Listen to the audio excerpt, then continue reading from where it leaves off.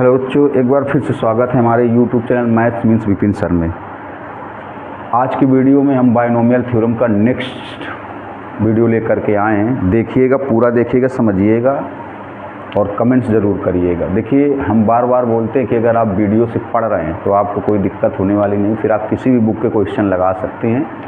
और फिर बता रहा हूँ वीडियो में कि हिंदी मीडियम वाले स्टूडेंट बोलते हैं सर हम तो हिंदी मीडियम में हैं, तो बेटा हमने आपको बताया, हर वीडियो में लगभग बताते हैं कि इंटर के बाद में मैथ आपको हिंदी में नहीं मिलेगी। आप चाहे जिस फील्ड में जाएं, बीटेक जाएं, बीसीए करें, बीबीए करें, बीएससी करें, कुछ भी करें, आपको मैथ इंग्लिश में ही पढ़ना। इसलिए अभी से आप इंग्लिश में पढ़ने की आदत डाल लीजिए। और किसी भी बोर्ड के बच्चे ICSE, CBSE, UP board, English medium, Hindi medium सब पढ़ सकते हैं। हिंदी में भी एक्सप्लेन कर देते हैं। और देखिए, जिन्होंने अभी तक चैनल को सब्सक्राइब न किया, सब्सक्राइब जरूर कर लें, क्योंकि आने वाले समय में आपको ऐसे ऐसे वीडियो में नोटिफिकेशन मिलता रहेगा जो आपके लिए बहुत ही ज़रूरी होंगे। सभी चैप्टरों के भी नोटिफिकेशन, जो वीडियो बनेंगे उसका भी नोटिफिकेशन मिलता रहे। और शेयर ज़रूर करें, ठीक, ताकि शेयर करेंगे तो ज़्यादा से ज़्यादा लोग देखेंगे और हमारी मेहनत सफल होगी, वीडियो बनाने में और अच्छा लगेगा। देखिए, ज़्यादा बात ना करते हुए कुछ क्वेश्चन लिखे बताते हैं। कहा गया determine whether the expansion of x square minus 2 upon x की power 18 will contain a term x की पावर 10। डिटरमाइन को मतलब आपको बताना है, सुनिएगा, आपको बताना है कि इसके प्रसार में x square minus 2 upon x की होल पावर 18 के प्रसार में कौन सा टर्म ऐसा होगा जिसमें x की पावर 10 आएगा। मतलब कौन सा टर्म x की पावर 10 का कोफिशिएंट होगा। तो आपको पिछले वीडियो में, प्रीवियस 5th वाले लेक्चर में कोफिशिएंट वाले, जिन्होंने 5th वाला लेक्चर ना देखा हो तो पहले 5th वाला लेक्चर देख लीजिए, तब ये समझ में आएगा। मतलब x square minus 2 upon x की होल पावर 18 के प्रसार में किस टर्म में x की पावर 10 होगा। कौन सा पद ऐसा होगा जो कंटेनिंग मतलब रखे हुए होगा x की पावर 10 को। मतलब इसके प्रसार में एक्स स्क्वायर माइनस 2 अपॉन, कहा गया determine whether the expansion of x square minus 2 upon x की power 18 will contain a term containing x की पावर 10। ऐसा मतलब इसके एक्सपेंशन में ऐसा कौन सा टर्म होगा जिसमें x की पावर 10 को कंटेन किए होगा, x की पावर 10 का कोफिशिएंट होगा। मतलब 5वां टर्म, 6वां टर्म, 7वां टर्म, 10वां टर्म, ऐसा कौन सा पद होगा। मतलब इसके प्रसार में ऐसा कौन सा पद होगा जिसमें x की पावर 10 आएगा। पहले पद में आएगा कि दूसरे में आएगा कि तीसरे में आएगा। ऐसा कौन सा टर्म होगा, ऐसा कौन सा टर्म होगा जो इसके एक्सपेंशन में जिसमें x की पावर 10 आएगा। मतलब अगर इसको एक्सपेंशन कर दिया जाए, इसका प्रसार कर दिया जाए, तो कौन से टर्म में x की पावर 10 मिलेगा। मतलब x की पावर 10 का कोफिशिएंट ही चाहिए, समझो x की पावर 10 का क्या चाहिए, कोफिशिएंट। देखिए, तो वही पहला जो इसे बताते थे आपको प्रीवियस 5th वाले वीडियो में, देखिए कैसे बताते थे। मतलब आप कह सकते हो कि x square minus 2 upon x की होल पावर 18 है के एक्सपेंशन में किसका कोफिशिएंट चाहिए, कोफिशिएंट मतलब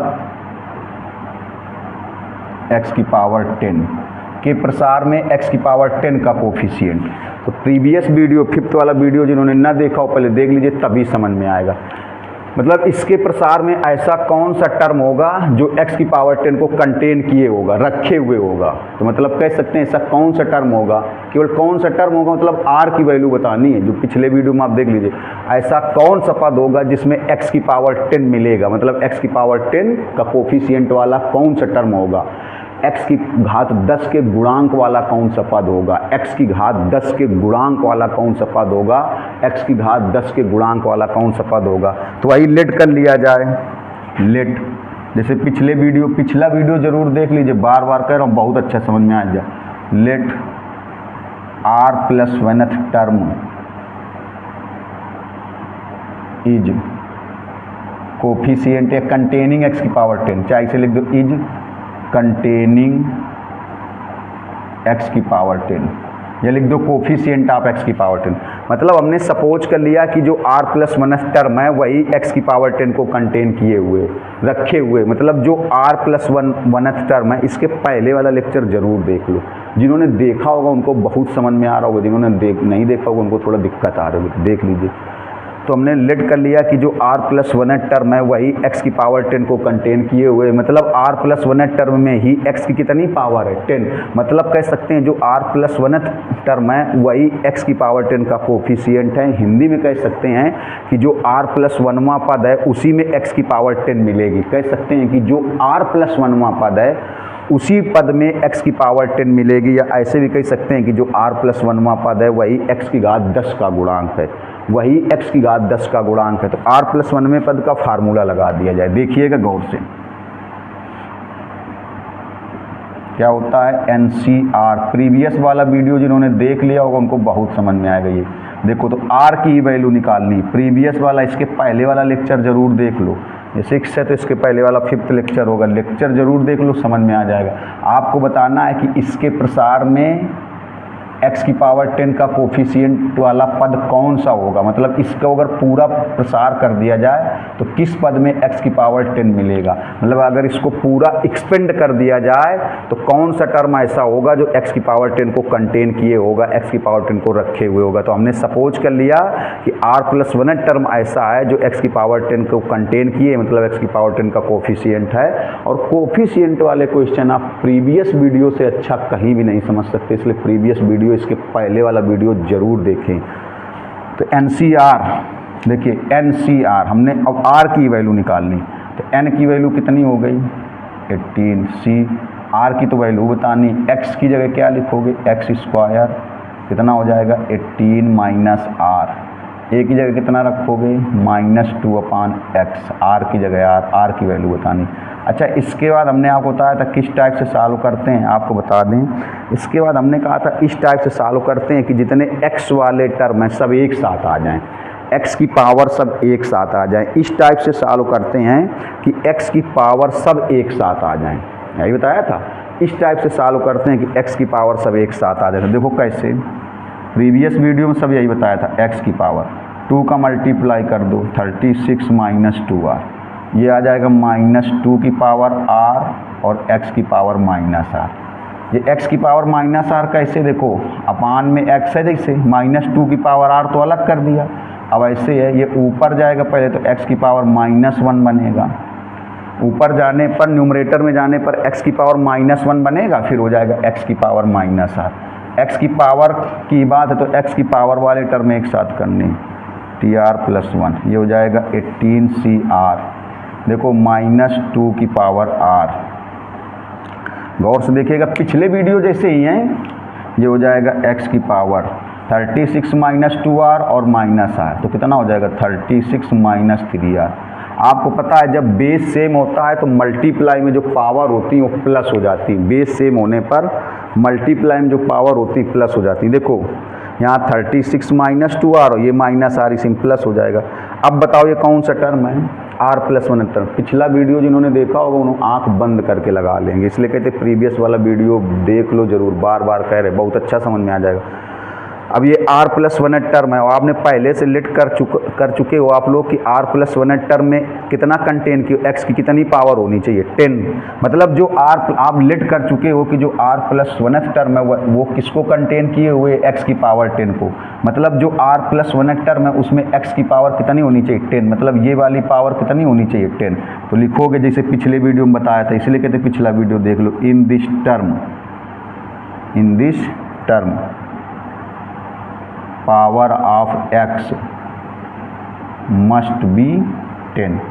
अगर आपसे कोई कह दे कि ये क्यों लिखा, मतलब इस पद में, हिंदी में क्या बोलोगे, इस पद में x की घात 10 होनी चाहिए, क्यों, क्योंकि ये कौन सा टर्म है, r+1 टर्म है, और आप पहले से सपोज कर चुके हो, पहले से लेट कर चुके हो कि जो r+1 टर्म है वो किसको रखे हुए, x की पावर 10 को, मतलब आप पहले से लेट कर चुके हो कि जो r+1 टर्म है उसमें x की पावर कितनी मिलेगी 10 मिलेगी। आप पहले से लेट कर चुके हो कि जो r+1 टर्म है उसमें x की कितनी पावर मिलेगी, आपको 10 मिलेगी। तो यही तो r+1 टर्म है, तो इसमें x की पावर, ये x वाली पावर कितनी होनी चाहिए 10 होनी चाहिए। इसका मतलब देखो 36 माइनस 3r, ये किसके इक्वल हो जाना चाहिए, यही पावर कितनी हो जानी चाहिए 10। ऐसा पिछले वीडियो में बता चुके हैं, इसलिए बार बार कह रहा हूँ, पिछला वीडियो देख लो। 36 minus 3r equal to 10, 36 minus 10 equal to 3r, तो 26 तो आर की वैल्यू आएगी 26/3। अब आर की वैल्यू आएगी 3 8 जा 24 होल 2/3। ये देखिए, अब आप देखा जाए तो r की वैल्यू यहाँ पर जो है ये इंटीजर नहीं है, पूर्णांक नहीं है। अगर देखा जाए तो r की वैल्यू ऐसे डेसिमल में है। r की वैल्यू हो जाएगी 3 8 जा 24, फिर 2 बचेगा, 3 6 जा ऐसे आएगी इस टाइप से। तो आप बताओ पॉइंट में कोई टर्म होता है क्या? पॉइंट में कोई टर्म होता है क्या? जैसे आप कह सकते हो इंटीजर होना चाहिए, पूर्णांक होना चाहिए, दशमलव में कोई पद नहीं होता। आप बोलोगे 9वां पद, ऐसे थोड़ा बोलोगे 9.2वां पद या 9.5वां पद। आप क्या बोलोगे? 9th term. ऐसे थोड़ा बोलोगे कि 9.2th टर्म या 9.3th टर्म। आप कह सकते हो 18th टर्म। ऐसे थोड़ा ऐसा नहीं बोल सकते हो कि 18.5th टर्म। तो ये वैल्यू पॉइंट में आ गई, इसका मतलब ऐसा कोई टर्म नहीं है। मतलब x की मतलब इसके एक्सपेंशन में x की पावर 10 वाला कोई टर्म नहीं है। अगर आपसे कोई पूछ ले क्यों, क्योंकि ये वैल्यू किस में आ गई? पॉइंट में। अब आप क्या कहोगे? 8.6 वाला टर्म। 8.6 वाला कोई टर्म होगा का भैया? 8 वाला टर्म होगा, 9th वाला टर्म होगा, पॉइंट में कोई टर्म नहीं होगा। हाँ, अगर ये वैल्यू 8 आई होती, सपोज कर लो, मान लो ये वैल्यू 8 आई होती, तो x की पावर 10 वाला कौन सा टर्म होता? 9वां होता, 9th वाला होता। क्यों? क्योंकि r+1। अगर मान लो r की वैल्यू 8 आई होती, r की वैल्यू 8 आई होती, फिर 8 आप यहाँ रखते तो 8+1 कितना बन जाता? 9th वाला टर्म। तो अगर ये वैल्यू 8 आई होती, पॉइंट में ना आई होती, मेरी बात समझना, अगर ये वैल्यू 8 आई होती, मान लीजिए पॉइंट में ना आई होती, 8 आई होती, अगर ये वैल्यू 8 आई होती तो आप कह देते कि x की पावर 10 वाला कौन सा टर्म होगा? 8+1, मतलब 9th टर्म ऐसा होगा जो x की पावर 10 वाला होगा, मतलब 9th टर्म ऐसा होगा जो जिसमें जो x की पावर 10 का कोफिशिएंट होगा, x की पावर 10 का गुणांक होगा, अगर ये वैल्यू 8 आई होती तो। लेकिन यहाँ पर ये वैल्यू पॉइंट में आई है, इसका मतलब x की पावर 10 वाला कोई टर्म है नहीं। मतलब अगर इसको पूरा एक्सपेंड कर दिया जाए तो उसमें x की पावर 10 वाला कोई टर्म नहीं है। तो यहाँ पर लिखना पड़ेगा, लिखोगे r is not integer. Integer का मतलब हिंदी में क्या होता है? पूर्णांक। पूर्णांक मतलब पूरा पूर्णांक जो दशमलव में नहीं है। तो r इंटीजर नहीं है, हेंस या देयरफॉर या इसलिए कह सकते हो, therefore there is no term. There is no term मतलब there is no term of x की पावर 10, मतलब x की पावर 10 वाला कोई पद नहीं है। देयरफॉर मतलब इसलिए, there is no term of x की पावर 10, x की पावर 10 वाला कोई पद नहीं है। क्यों नहीं है? क्योंकि वैल्यू पॉइंट में आई है इसलिए। और पॉइंट में कोई टर्म नहीं होता है, पॉइंट में कोई टर्म नहीं होता, इंटीजर में होता है पूर्णांक। आप कह सकते हो 10वां पद होगा, 10.2वां पद नहीं होगा, 10.7वां पद नहीं होगा, 10th टर्म होगा, 10.5 वाला कोई टर्म नहीं होगा, 10.6 वाला कोई टर्म नहीं होगा, पॉइंट में कोई टर्म नहीं होगा। तो ये वैल्यू पॉइंट में आई है, इसका मतलब x की पावर 10 वाला कोई टर्म नहीं होगा। हमने आपको 2 बार बताया है कि अगर मान लो वैल्यू 8 आई होती तो फिर x की पावर 10 वाला कौन सा टर्म होता? 8+1 9th वाला टर्म होता। अब जैसे सेकंड क्वेश्चन लिखा है which term in the expansion of x - 2/x की होल पावर 11 कंटेन x की पावर -3। इसका आंसर 8 आ रहा है। बिल्कुल ऐसे ही सॉल्व करेंगे। जब बिल्कुल ऐसे ही सॉल्व करेंगे तो यहाँ पर इसको सॉल्व करेंगे दूसरा, तो r की वैल्यू 7 आएगी। कितनी आएगी? r की वैल्यू 7 आएगी। जब 7 यहाँ रखोगे तो 7+1 कितना बन जाएगा? 8th टर्म, तभी आंसर लिखा है 8th टर्म। तो दूसरा वाला लगाइएगा। अब तीसरा देखिए, तीसरा जो है वो पिछले वीडियो के तरीके, पिछले जो प्रीवियस वीडियो उसकी तरीके, थोड़ा सा देखिएगा, उसको पूरा नहीं बताएंगे। तीसरा वाला आप देखिए पूरा नहीं, इसलिए क्योंकि आप प्रीवियस का आगे आया फाइंड कोफिशिएंट ऑफ x की power 10 in the expansion of, इसके प्रसार में x की घात 10 का गुणांक बताना है। थोड़ा समझिएगा। 1 + 3x x³ की होल पावर 10, इसके प्रसार में के एक्सपेंशन में, प्रीवियस वीडियो में यही सब बताया था, इसलिए करें जिन्होंने एक्सपेंशन में किसका कोफिशिएंट, प्रीवियस वीडियो में सारे ऐसे बताए गए थे, इसलिए बार बार कर प्रीवियस वीडियो देख लो। कोफिशिएंट ऑफ x की पावर 10, x की घात 10 का गुणांक बताना है। पिछले वाले वीडियो में यही x की पावर वाले कोफिशिएंट x की घात के गुणांक ही बताए गए थे, इसलिए बार बार कह रहे कि प्रीवियस वीडियो जरूर देख लो। तो इसको थोड़ा सा बता दे रहे। आंसर इसका लिखा है 42 फैक्टोरियल अपॉन 10 फैक्टोरियल 32 फैक्टोरियल। ये जो लिखा देखो 1 + 3x स्क्वायर x क्यूब की होल पावर 14, तो इसको ऐसा करो, ये जो 1 + 3x + 3x square plus x cube है, इसको ये देखो, ये ऐसे भी है 1 + x क्यूब 1 + x के होल क्यूब का फार्मूला भी है। कभी भी अगर आप देखिए 1 + x का, इधर देखिए, अगर आप कभी भी 1 + x का होल क्यूब एक्सपेंड करते हो तो यही मिलेगा, 1 + 3x + 3x square plus x cube ही मिलेगा।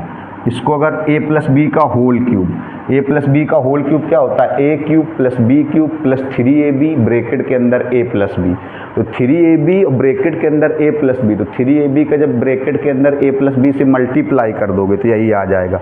तो देखिए ज़रा ये कितना बन जाएगा, 1 + x का होल क्यूब, अब ये कितना हो जाएगा 1 + x 14 3 जा ये।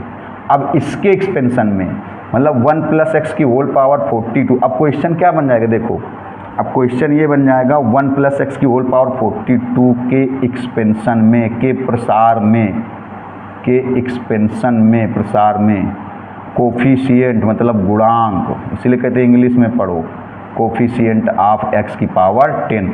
अब क्वेश्चन ये बन गया, देखिए ये क्वेश्चन बन गया, इसी को सॉल्व करके, तो इस टाइप के क्वेश्चन आपने कोफिशिएंट होगा, इस टाइप के क्वेश्चन हम पिछले वाले वीडियो में पढ़े थे, तो निकालो। अरे अभी जैसे लगाया तो वैसे ही लगेगा।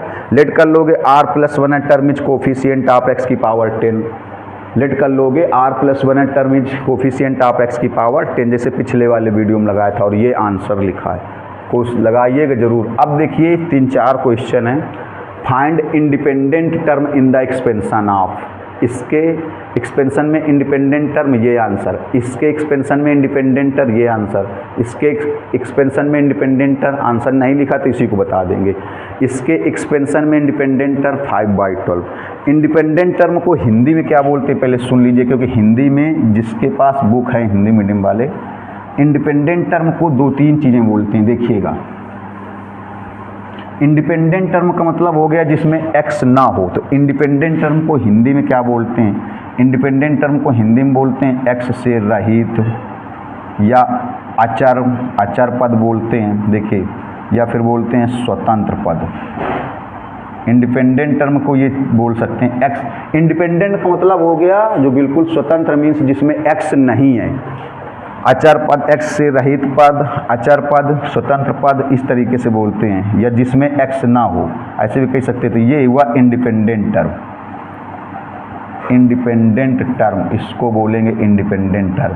तो इंडिपेंडेंट टर्म का मतलब हो गया जिसमें x ना हो, और x किस में नहीं होगा, इसको देखो आपको ऐसे बता दे।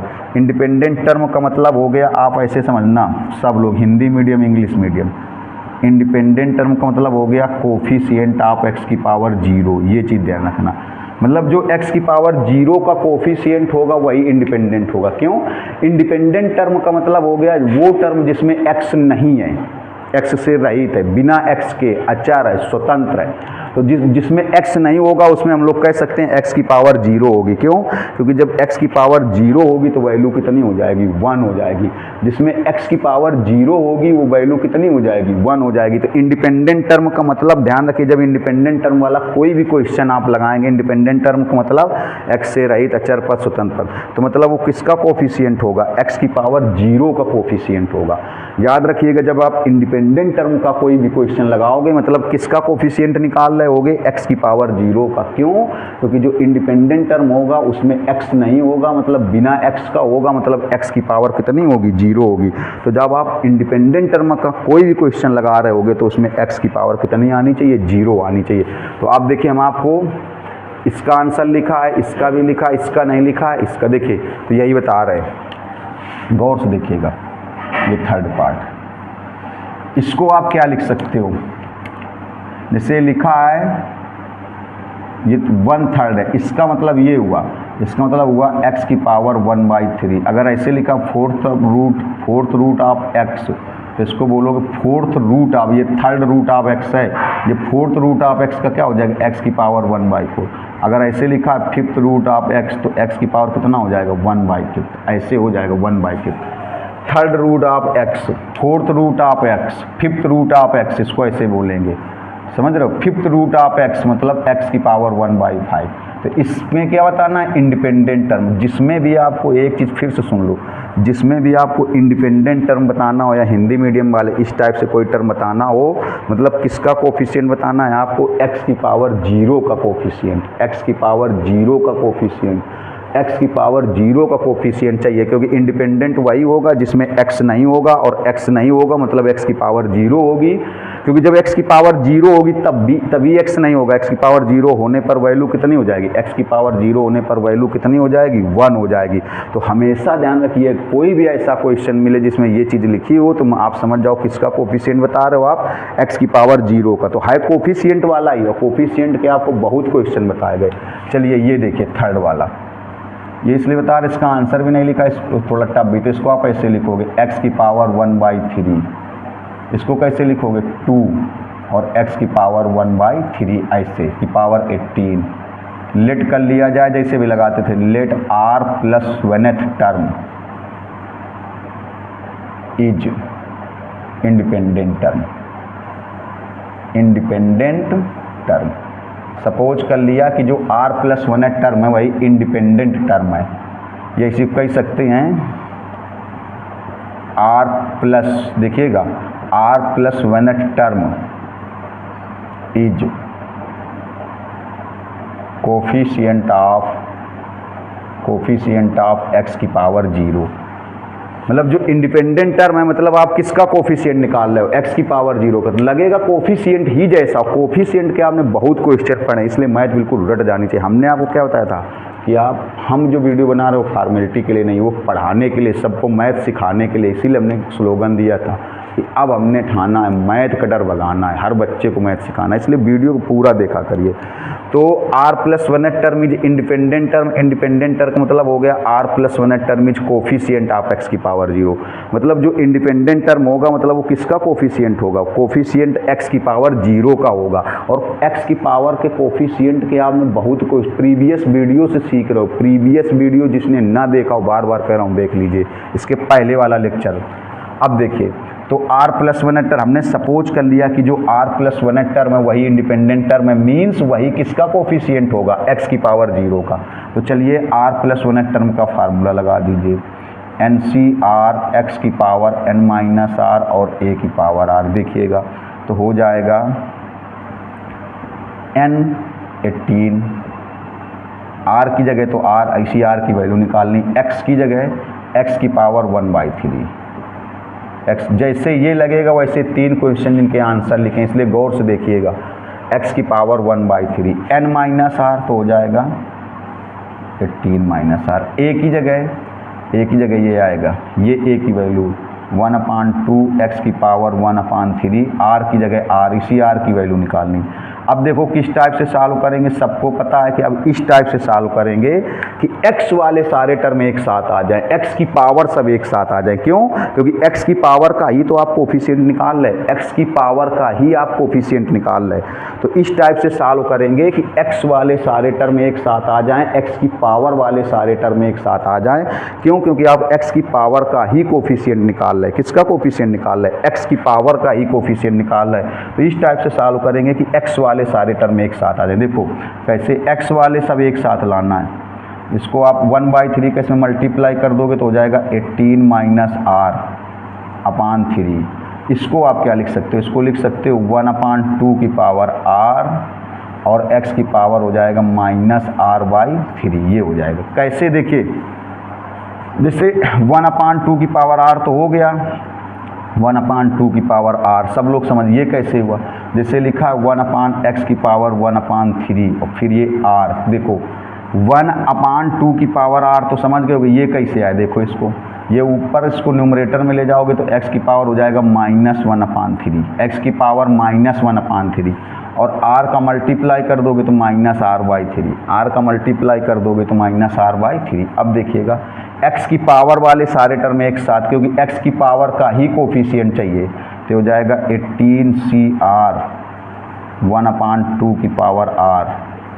इसमें देखो ये भी x है, ये भी x है, तो पावर प्लस हो जाएंगी, बेस सेम होगा तो मल्टीप्लाई में पावर प्लस हो जाएंगी। कैसे प्लस होंगी देखिएगा, ये कितना है 18 minus r upon 3, 18 minus r upon 3 और माइनस आर अपान 3। ये वैसे प्लस होता है यहाँ पर जब ये बेस सेम है, बेस का मतलब आधार समान है, तो ये पावर प्लस हो जाएंगी, जुड़ जाएंगी, ऐड हो जाएंगी। तो कैसे ऐड होंगी 18 माइनस आर अपान 3 और माइनस आर बाई 3। 3 एलसीएम कर लो इनका, कितना आएगा देखो 18 माइनस आर और माइनस आर, तो ये हो जाएगा 18 माइनस 2r बाई 3। तो x की कितनी पावर हो जाएगी 18 माइनस 2r बाई 3। और ये कौन सा टर्म है tr+1। अब देखिए, अब जैसे आप लगाते चले आ रहे हो और आप पहले से लेट कर चुके हो कि जो r+1 टर्म है वो कैसा टर्म होगा, इंडिपेंडेंट होगा। मींस जो r+1 टर्म है किसका कोफिशिएंट होगा, x की पावर 0 का। मतलब इसमें x की पावर कितनी होनी चाहिए 0। क्यों, क्योंकि आप पहले से लेट कर चुके हो। देखिए इसीलिए कहते हैं प्रीवियस वीडियो देख लो, उससे और सारी चीज़ें क्लियर हो जाएंगी। आप पहले से लेट कर चुके हो कि जो r+1 टर्म है वो किसका कोफिशिएंट होगा, x की पावर 0 का। मीन्स जो r+1 टर्म है उसमें x की पावर, मतलब जो r+1 टर्म है वो x की पावर 0 का कोफिशिएंट होगा। मतलब जो r+1 टर्म है उसमें x की पावर कितनी होगी 0। तो यही r+1 टर्म है, इसमें x वाली पावर कितनी होनी चाहिए 0। तो लिखोगे इन दिस टर्म, मतलब इस पद में, इन this term power of x must B 0। मतलब इस पद में x की घात 0 होनी चाहिए। आपने हिंदी में क्या लिख दिया कि इस पद में x की घात 0 होनी चाहिए। क्यों, क्योंकि ये कौन सा टर्म है, r+1 टर्म है। और r+1 टर्म आपने पहले से लेट कर चुके हो कि जो r+1 टर्म है वो किसका कोफिशिएंट होगा, x की पावर 0 का। मतलब जो r+1 टर्म है इसमें ये x वाली पावर कितनी होनी चाहिए 0। ये x वाली पावर 0 होनी चाहिए क्योंकि ये r+1 टर्म है और आप पहले से लेट कर चुके हो कि r+1 टर्म में जो पावर है वो 0 होगी। तो इसको 0 के इक्वल कर दो, 18 minus 2r upon 3 equal to 0। तो 18 माइनस 2r, 3 का मल्टीप्लाई कर दो 0, तो हो जाएगा 2r इक्वल टू 18। तो r की वैल्यू कितनी आएगी 9। तो कौन सा टर्म होगा 9+1, 10th वाला टर्म होगा।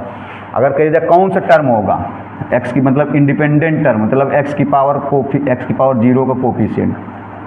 इंडिपेंडेंट टर्म कौन सा होगा, तो आप बताओगे इंडिपेंडेंट टर्म कौन सा होगा, r की वैल्यू 9+1, 10th टर्म कौन सा होगा 10th टर्म होगा। अब कहते हैं इसकी वैल्यू बताओ, इसकी वैल्यू बताओ। देखो तो इसकी वैल्यू कैसे बताओगे, यहीं पर रख दो। मतलब अभी पता चला कि जो 10वां पद होगा वो अचर पद होगा, स्वतंत्र पद होगा, x से रहित पद होगा या इंडिपेंडेंट टर्म होगा। जो 10th वाला टर्म होगा वही इंडिपेंडेंट टर्म होगा। 10th कैसे कह दो, r की वैल्यू तो 9 आई है, तो 9+1 मतलब जो 10th वाला टर्म है वो इंडिपेंडेंट टर्म है। अब उसकी वैल्यू कैसे निकालोगे, देखो वैल्यू कैसे निकालोगे, t यहाँ पर रख दो 9+1, 18c, r की जगह 9, 18c 9, 1/2 की पावर 9, 1/2 की पावर 9।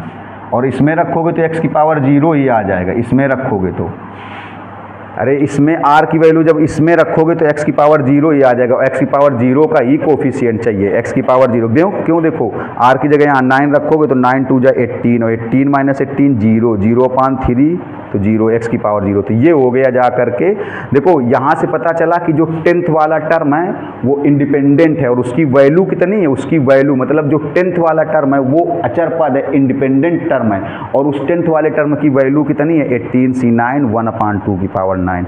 लीजिए इसका स्क्रीनशॉट। तो देखिए ये लगाने 5th वाला और बता रहे हैं। 5th वाले में कहा गया इफ़ इंडिपेंडेंट, पूरा गलत लिखा, देखो यहाँ पर स्पेलिंग गलत लिखी है। चलिए कहा गया if independent term in the expansion of √x minus k upon x square की पावर 10, √x माइनस k अपान x स्क्वायर की power 10 is 405, find value of k। मतलब इसमें पता है कि इंडिपेंडेंट टर्म कितना है 405, तो k की वैल्यू बताओ। जैसे इसमें कह दिया जाए इंडिपेंडेंट टर्म कितना है 18c9, 1/2 की पावर 9। क्योंकि आर की वैल्यू यहाँ रखोगे तो एक्स की पावर 0 ही जाएगा, तो ये इंडिपेंडेंट टर्म है। अगर कह दें इंडिपेंडेंट टर्म कौन सा टर्म है तो आप बताओगे 10th टर्म। अगर कह दे जाए इंडिपेंडेंट टर्म कौन सा टर्म है तो आप बताओगे 10th वाला टर्म। लेकिन अगर कह दे जाए इंडिपेंडेंट टर्म की वैल्यू कितनी है तो 18c9 1/2 की पावर 9। तो इसमें बोला गया है इसके एक्सपेंशन में इंडिपेंडेंट टर्म की जो वैल्यू है वो 405 है। इसके एक्सपेंशन में इंडिपेंडेंट टर्म की वैल्यू 405 है, तो के की वैल्यू बतानी। चलिए देखिए बताते हैं।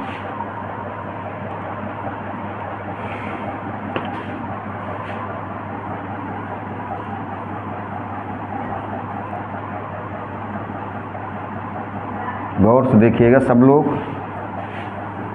ये इंडिपेंडेंट टर्म मतलब आपको x की पावर 0 का कोफिशिएंट, और कोफिशिएंट वाले क्वेश्चन आज के वीडियो में, इसके पहले वाले वीडियो में आपको सिखाया था कैसे लगाते हैं। देखिए अब इसमें पहले से पता है कि इंडिपेंडेंट टर्म कितना है 405 है, तो k की वैल्यू बतानी। तो इसमें भी लेट कर लेंगे। देखो ये है पहले √x k/x² की होल पावर 10। इसके एक्सपेंशन में इंडिपेंडेंट टर्म के प्रसार में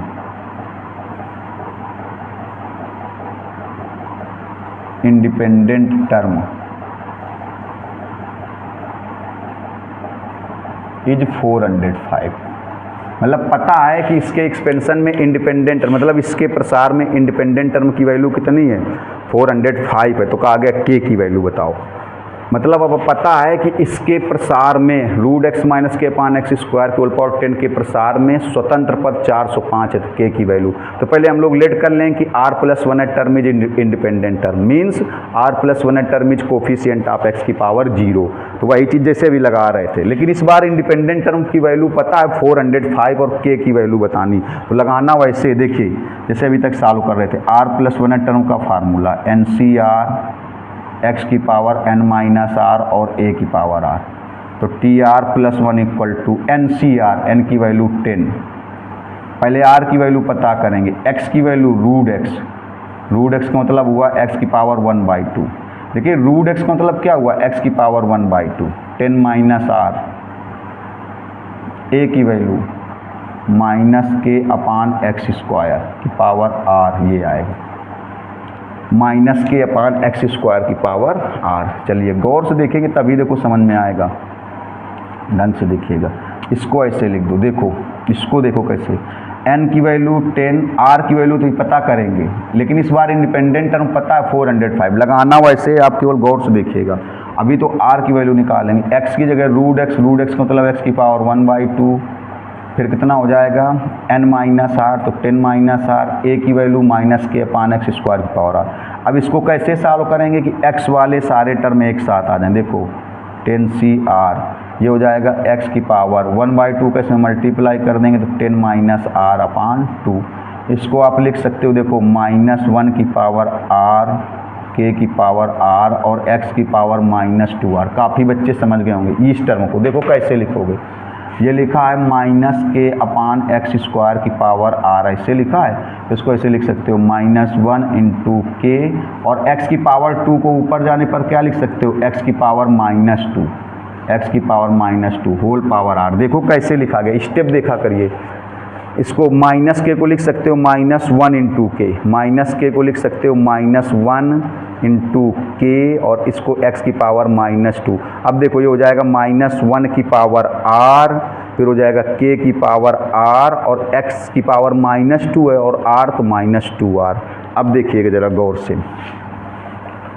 अब क्या करेंगे, x वाले सारे टर्म एक साथ कर लेंगे, x की पावर वाले। देखना ज़रा गौर से, यही है इंडिपेंडेंट टर्म, लेकिन इस बार इंडिपेंडेंट टर्म की वैल्यू पता है 405, उसी की हेल्प लेकर k की वैल्यू निकलेगी। तो हो जाएगा 10cr -1 की पावर r, k की पावर r, और x की पावर कितनी हो जाएगी। देखो यहाँ पर x की पावर है 10 - r/2 और ये -2r, तो ये पावर प्लस हो जाएगी 10 - r/2 और प्लस -2r। देखो जब बेस सेम होगा तो मल्टीप्लाई में पावर क्या हो जाएगी, प्लस हो जाएगी। जब बेस सेम होगा तो मल्टीप्लाई में यहाँ भी बेस में x है, यहाँ भी बेस में x है। इसकी पावर कितनी है 10 माइनस आर अपान 2 और इसकी पावर कितनी है -2r। 10 माइनस आर अपान 2 और इसकी पावर -2r, दोनों को प्लस कर देंगे तो देखो कितना रिजल्ट आएगा। प्लस करने पर आएगा 10 माइनस आर, ये हो जाएगा एलसीएम लेंगे -4r अपान 2, तो ये कितना आएगा x की पावर में आएगा 10 माइनस 5r, 10 माइनस 5r अपान 2।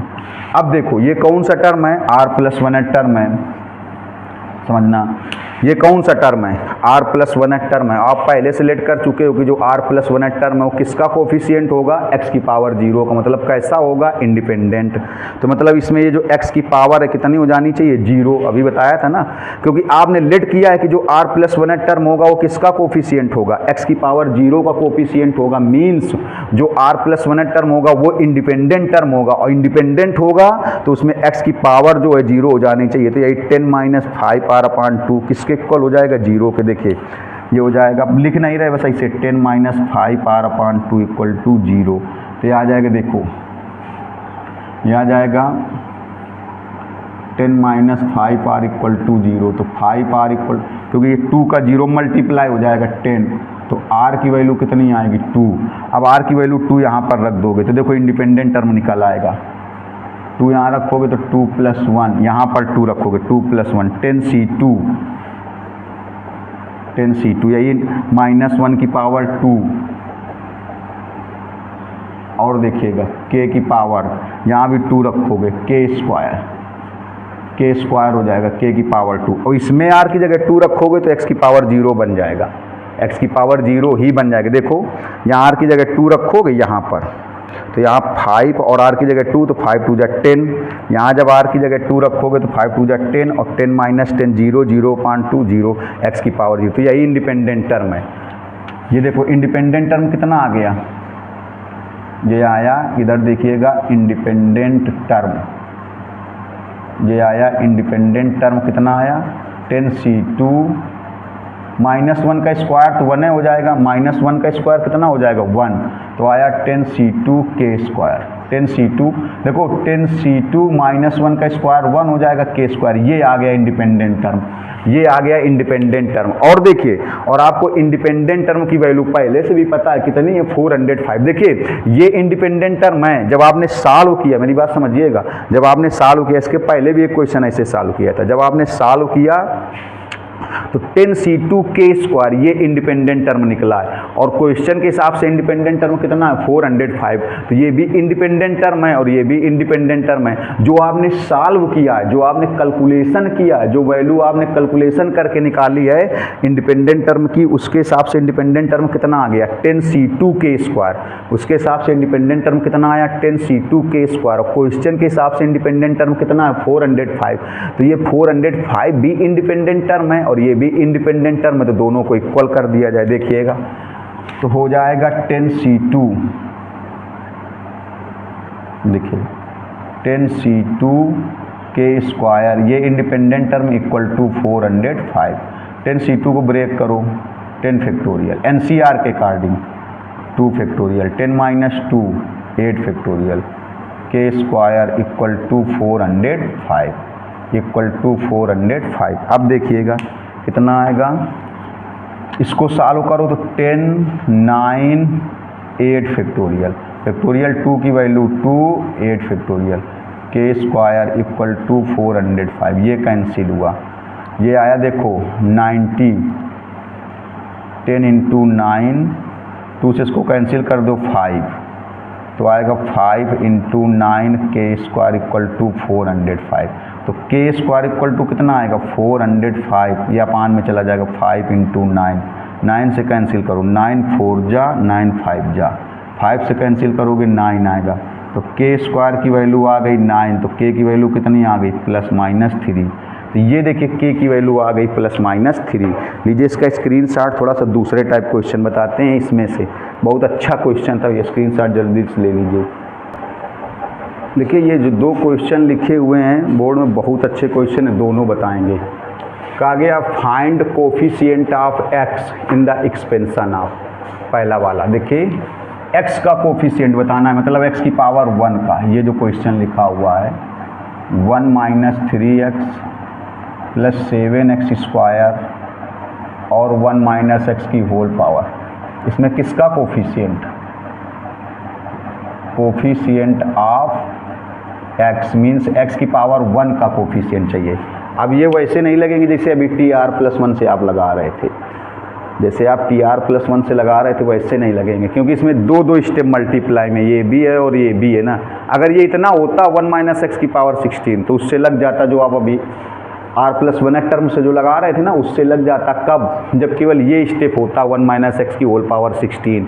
अब ये मल्टीप्लाई में भी 1 minus 3x plus 7x square, 1 minus 3x plus 7x square multiply में, मतलब इन पूरे के पूरे का अगर एक्सपेंशन किया जाए, इसका एक्सपेंशन होगा फिर इसका मल्टीप्लाई होगा, तब किसका कोफिशिएंट चाहिए, x का, मतलब x की पावर 1 का। तो क्या करो, देखो ज़रा इसको आप ब्रेक कर दो, इसको किस फार्मूले से, ये x प्लस ए की होल पावर n क्या होता है nc0 x की पावर n, nc1 x की पावर n माइनस 1 इंटू ए। इसका तो ये एक्सपेंशन रट गया होगा nc2 x की पावर n माइनस 2 ए स्क्वायर, nc3 x की power n minus 3 A cube that dash, ऐसे ये ऐसे लिखा रहेगा। देखो 1 माइनस 3x 7x स्क्वायर, गौर से देखिएगा थोड़ा सा, इसको जब एक्सपेंड करोगे कितना आएगा, देखो पहले आएगा 16c0 और x की जगह कितना है 1 है, नहीं आएगा, x की जगह 1, फिर माइनस आएगा क्योंकि ये माइनस है, फिर आएगा देखो 16c1x आएगा, एक्सपेंड कर लोगे, फिर आएगा 16c2x स्क्वायर आएगा। x की वैल्यू 1 है, a की देखो इसमें क्या करोगे, n की जगह 16 लेते जाओगे, x की जगह 1 लेते जाओगे, तो x की जगह 1 रखने से कोई इफेक्ट नहीं पड़ेगा, कोई प्रभाव नहीं पड़ेगा। और जहाँ a है वहाँ माइनस x लेते जाओगे, a की जगह कितना लेते जाओगे माइनस x, तो यही आएगा। प्लस आएगा, देखिएगा माइनस आएगा 16c3x क्यूब प्लस 16c4x की पावर 4 माइनस डैट डैश, ऐसे आएगा। आपको केवल किसका कोफिशिएंट चाहिए, x का। देखिएगा बहुत सरल है, बस लग गया, coefficient of x, coefficient of x, x का कोफिशिएंट चाहिए मतलब x का गुणांक चाहिए, मतलब वो टर्म चाहिए जो x के साथ मल्टीप्लाई में हो, मतलब x का मल्टीप्लाई किसके किसके साथ होगा, केवल उतना टर्म चाहिए। x का कोफिशिएंट चाहिए मतलब x का गुणांक चाहिए, मतलब जिस टर्म में x आएगा, मतलब जिस टर्म में x मल्टीप्लाई में होगा केवल वो टर्म चाहिए, जिस टर्म में x मल्टीप्लाई में होगा वो टर्म चाहिए। तो बताओ x किसके साथ मल्टीप्लाई में होगा, जैसे देखो गौर से देखिएगा, अगर 1 का मल्टीप्लाई इसमें करेंगे तो x मिलेगा, देखो 1 का मल्टीप्लाई अगर, अच्छा 1 का मल्टीप्लाई इसमें करें x मिलेगा, नहीं, 1 का मल्टीप्लाई इसमें करें x मिलेगा, नहीं, क्योंकि x का कोफिशिएंट चाहिए। 1 का मल्टीप्लाई इसमें करें x मिलेगा, नहीं, 1 का मल्टीप्लाई इसमें करें x मिलेगा, नहीं, तो 1 का मल्टीप्लाई किस में करें कि x मिलेगा, तो 1 का मल्टीप्लाई जब इसमें करोगे, 1 का मल्टीप्लाई सब में होगा, 1 का देखो इस 1 का मल्टीप्लाई सब में होगा, माइनस 3x का मल्टीप्लाई सब में होगा, 7x स्क्वायर का मल्टीप्लाई सब में होगा। तो आपको सारे टर्म नहीं चाहिए, आपको वो टर्म चाहिए जिसमें x मिलेगा, आपको वो टर्म चाहिए जिसमें x मिलेगा। तो 1 का मल्टीप्लाई इसमें करें चाहे इसमें करें, चाहे इसमें करें चाहे इसमें करें, x नहीं मिलेगा, लेकिन अगर 1 का मल्टीप्लाई इसमें करेंगे तो x मिलेगा। तो बताइए, तो x का कोफिशिएंट कितना आएगा, x का कोफिशिएंट जब 1 का मल्टीप्लाई इसमें करेंगे तो आएगा माइनस 16c1x।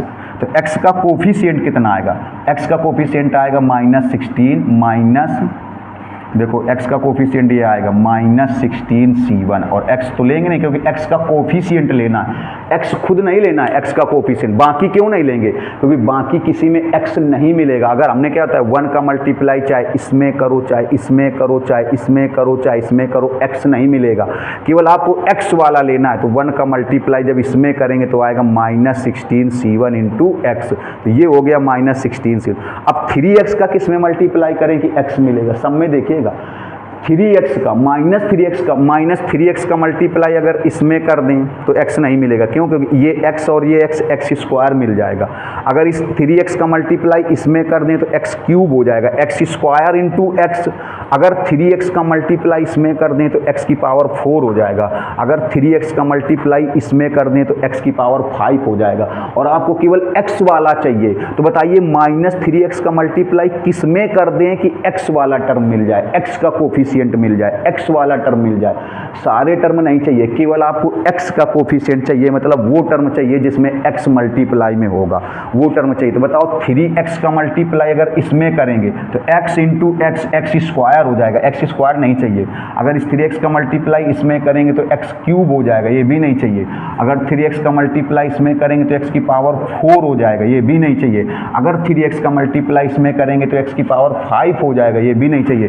तो 3x का मल्टीप्लाई इसमें करेंगे, देखो जब इसमें करेंगे -3x का मल्टीप्लाई इसमें करेंगे तो आएगा -3x और 16c 0, इसमें x मिलेगा। तो बताओ x को कोफिशिएंट कितना आएगा, कोफिशिएंट मतलब x हटा दो तो कितना आएगा -3 16c 0, ये आएगा -3 इंटू 16c 0, ये आएगा।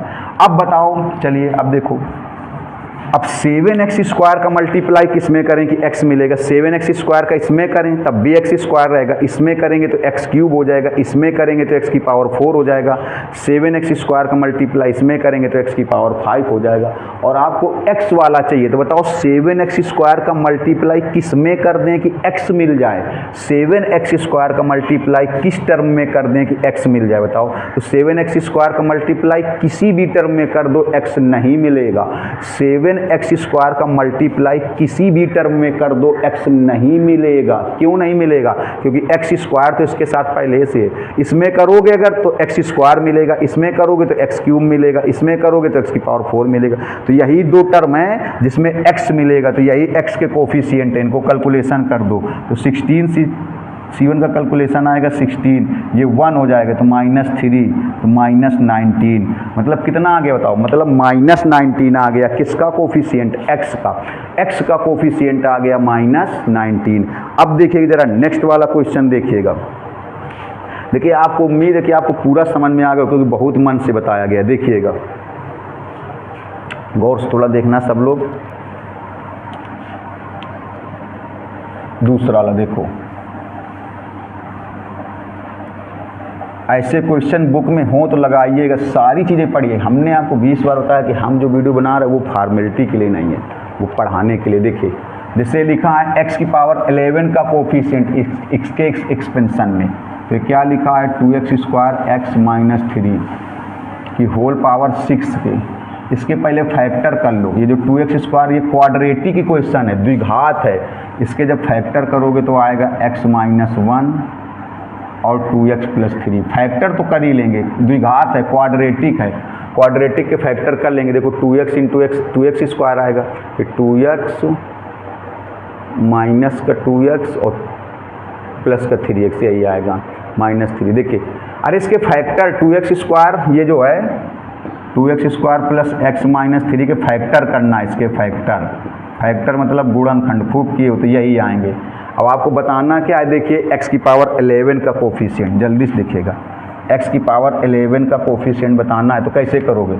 ये हो जाएगा, देखो ये हो जाएगा x -1 की पावर 6 और हो जाएगा 2x + 3 की पावर 6। आपको x की पावर 11 चाहिए। इन दोनों टर्म में आप ये फार्मूला, एक टर्म नहीं है दो है, तो वो NCR नहीं लगेगा, ये फार्मूला लगेगा NC0 x की पावर n, NC1 x की पावर n-1 इंटू a।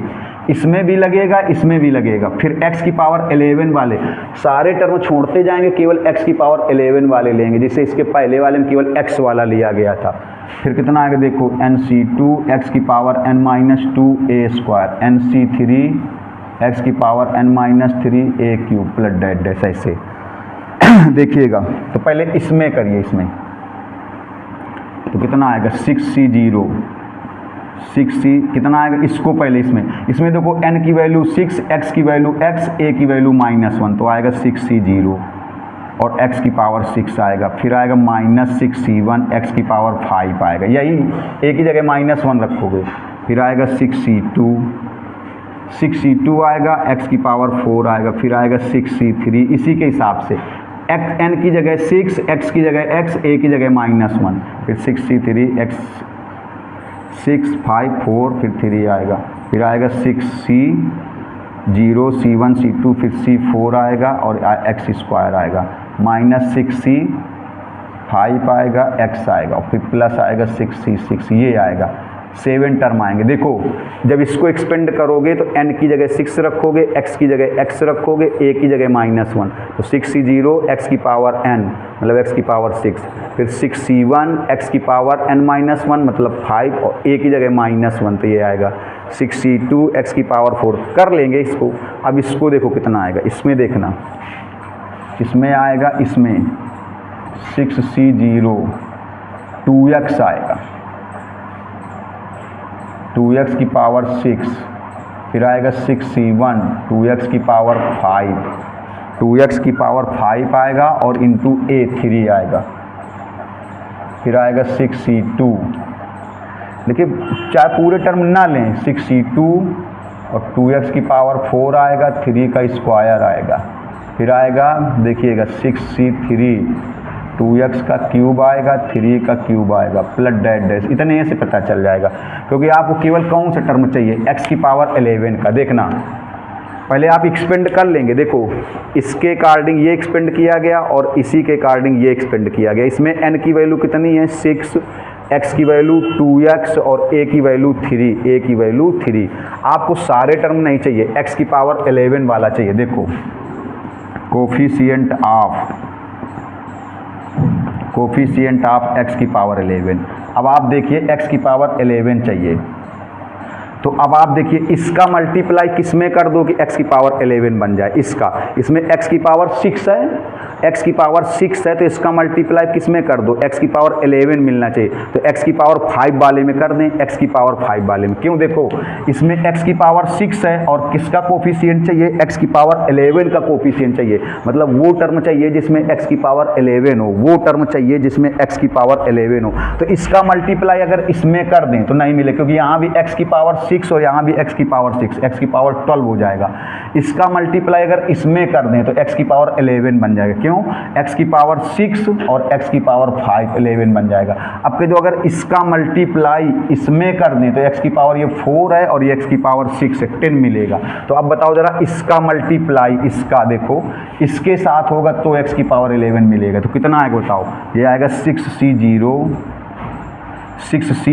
आएगा इंटू 6C1 आएगा और 2 की पावर 5 आएगा, 2 की पावर 5 और x की पावर 11 आएगा। x देखो 6C0 6C1 2 की पावर 5, ये x की पावर 5 और x की पावर 6, x की पावर 11, तो x की पावर 11 का कोफिशिएंट चाहिए, इतना आएगा।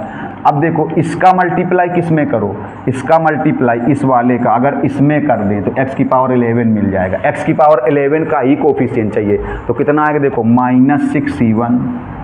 -6C1 इंटू 6C0 और 2 की पावर 6 और x की पावर 5 और x की पावर 6, x की पावर 11 हो जाएगा। अब इसका मल्टीप्लाई किस में करो, यहाँ पर कितनी पावर है 4 है और चाहिए कितनी x की पावर 11, तो 4 वाले का मल्टीप्लाई देखो 6 वाले का मल्टीप्लाई किससे कराया 5 वाले से, तभी 11 बनेगा, और 5 वाले का किससे कराया 6 वाले से, तो x की पावर 4 वाले का मल्टीप्लाई किससे कर दें कि x की पावर 11 बन जाए, तो x की पावर 4 वाले का मल्टीप्लाई किससे करोगे x की पावर 7 वाले से, x की पावर 4 वाले का मल्टीप्लाई किससे करोगे x की पावर 7 वाले से, x की पावर 4 वाले का मल्टीप्लाई किससे करोगे x की पावर 7 वाले से, तभी तो x की पावर 11 बनेगा। तो x की पावर 4 वाले का मल्टीप्लाई x की पावर 7 वाले से करो, और x की पावर 7 वाला कोई टर्म नहीं है। क्यों, क्योंकि 6 5 देखो यहाँ से घटना शुरू हुआ, डिक्रीज हो रहा है, 6 5 4 मतलब x की पावर 7 वाला कोई टर्म नहीं होगा। जब इधर x की पावर 7 होगा, जब इधर x की पावर 7 होगा और ये x की पावर 4 है, मल्टीप्लाई करेंगे तब x की पावर 11 बनेगा, और इधर x की पावर 7 होगा ही नहीं। क्यों, क्योंकि 6 5 कम होना शुरू हो रहा है, अगर बढ़ रही होती पावर बढ़ रही होती तो 7 मिलता। अब इसका मल्टीप्लाई किस में करोगे, यहाँ 3 है तो इधर कितना होना चाहिए x की पावर 8, इधर x की पावर 8 होना चाहिए, सारे टर्म नहीं चाहिए, x की पावर 11 वाला चाहिए, तो यहाँ पर 3 है तो इधर 8 वाला होना चाहिए x की पावर 8, और यहाँ पर x की पावर 8 कहीं नहीं मिलेगा, क्योंकि यहाँ 6 है, यहाँ 5 है, यहाँ 4 है, 3 है, इससे कम हो रहा है, समझ गए। तो अब इसका मतलब इसका जैसे x स्क्वायर स्क्वायर है, तो यहाँ स्क्वायर है तो यहाँ कितना होना चाहिए, x की पावर 9, क्योंकि x की पावर 9 का जब मल्टीप्लाई x स्क्वायर में करेंगे तब x की पावर 11 मिलेगा। जब ये x स्क्वायर है और इधर x की पावर 9 वाला मिल जाए तो x की पावर 9 और x स्क्वायर में क्या हो जाएगा, मल्टीप्लाई से x की पावर 11, इधर 9 वाला नहीं होगा। तो बस यही दो टर्म आएंगे, मेरे कहने का मतलब यही दो टर्म आएंगे, इनको सॉल्व करो। देखो ये 1, ये 6 और ये हो जाएगा 32, ये 6, ये 1 और ये हो जाएगा 64। अब आप 6 × 32 कॉमन कर लो तो यहाँ बचेगा 1 और यहाँ बचेगा 2, ये आएगा 9 नहीं 2 ये, और ये आएगा -1 तो -192। ये कैलकुलेशन तो कर लोगे, 6 × 32 कॉमन कर लो तो यहाँ देखो 6 32 पूरा कॉमन तो यहाँ 1 बचेगा, ये 6 कॉमन, ये 64 है तो 32 2 जा 64 मतलब 32 दूनी 64, यहाँ 2 बचेगा। कैलकुलेशन तो कर ही लोगे, ये आंसर आएगा। अब आपको लगा कि बहुत मज़ा आया, देखिए कुछ भी छोड़ नहीं रहे, सारे चीज़ें पढ़ा रहे, क्योंकि आप फॉर्मेलिटी के लिए मत पढ़िए, आगे फ्यूचर के लिए पढ़िए, एयरफोर्स, नेवी, NDA कंपटीशन के लिए पढ़िए। तो नेक्स्ट वीडियो में आपको बहुत अच्छे क्वेश्चन बताएंगे, तो प्लीज़ लाइक ज़रूर करें, शेयर करें, सब्सक्राइब कर दें। मिलते हैं नेक्स्ट वीडियो में, नमस्कार, धन्यवाद।